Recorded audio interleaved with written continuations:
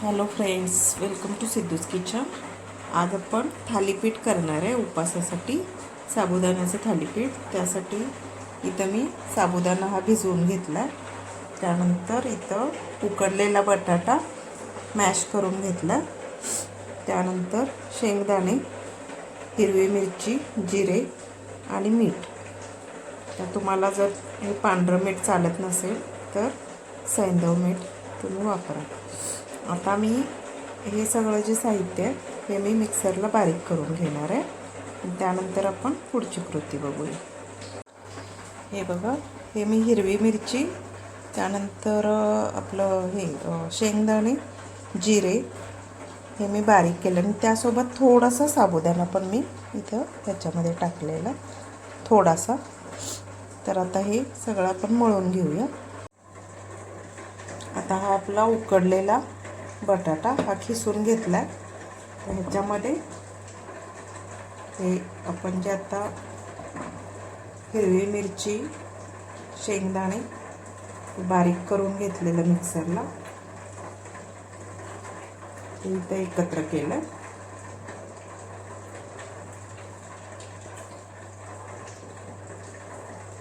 आता ह्याच्यामध्ये थोडेसे हे साबुदाणा टाकूया, अजून थोडा.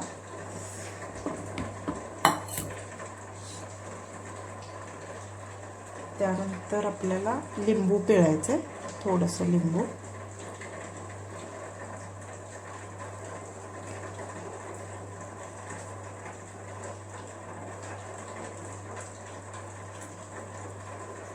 आणि हे मीठ.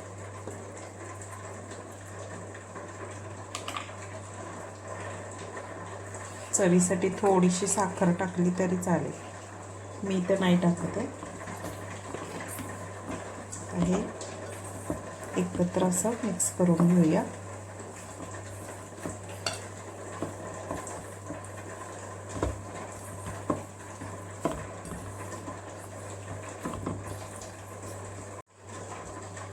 अगदी थोडंसं पाणी टाकू.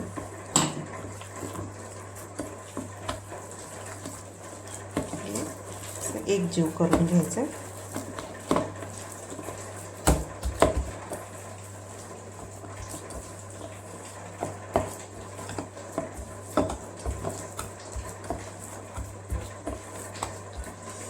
आता हा साबुदाण्याचा या मिश्रणाचा हा गोळा तयार आहे.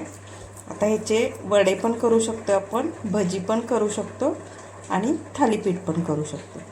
तर ह्या 3 पदार्थ ह्या मिश्रणापासून तयार होतात. तर आता आपण इथं थालीपीठ करायला घेऊया.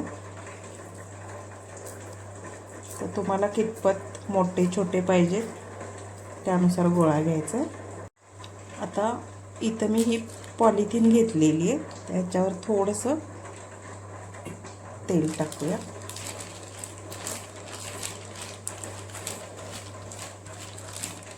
म्हणजे चिकटणार नाही खाली.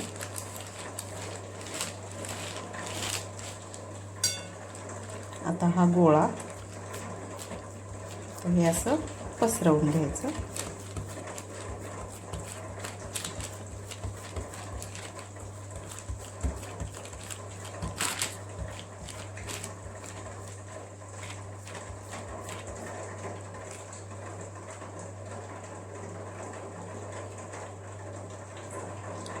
थोडासा मी तेलाचा हात लावला. थोडासा तेलाचा हात लावायचा किंवा पाण्याचा, ते चिकटणार नाही. शक्यतो तेलाचाच लावायचा. आता हे आपलं थालीपीठ एक तयार आहे. हे बघा, हे थापून तयार आहे. आता भाजून घेऊया. आता इथं तवा तापायला ठेवलेला आहे. तवा तापला. आता थोडंसं तेल टाकूया.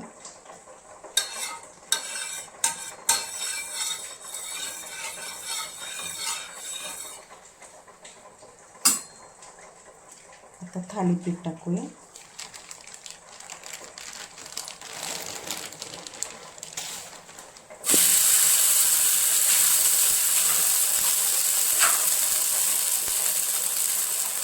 आता हे थालीपीठ व्यवस्थित भाजून घ्यायचं आहे आणि दुसरं तोपर्यंत करून घ्यायचे.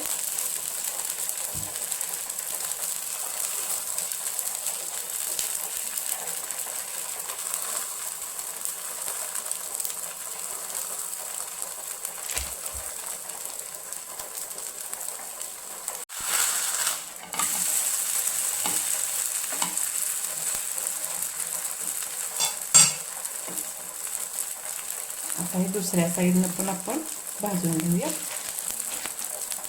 तोपर्यंत मी बाकीचे करून घेते.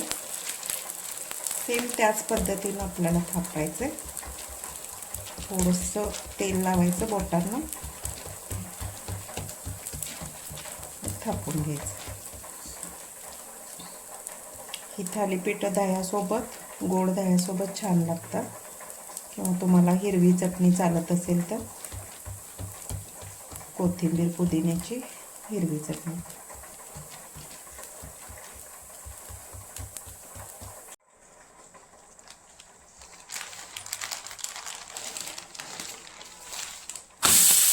आपण दुसरं पण थालीपीठ भाजून घेऊया. फ्राय वगैरे केलं वडे तर ते जास्त ऑइली होते.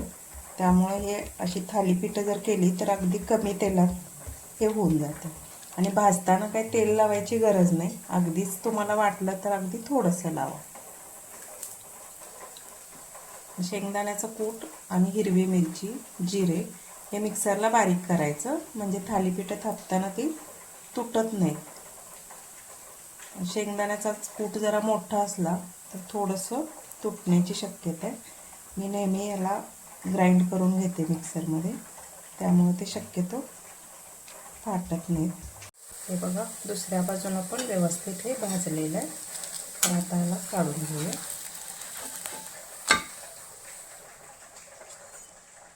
तर मी बाकीचे राहिलेले करून घेते.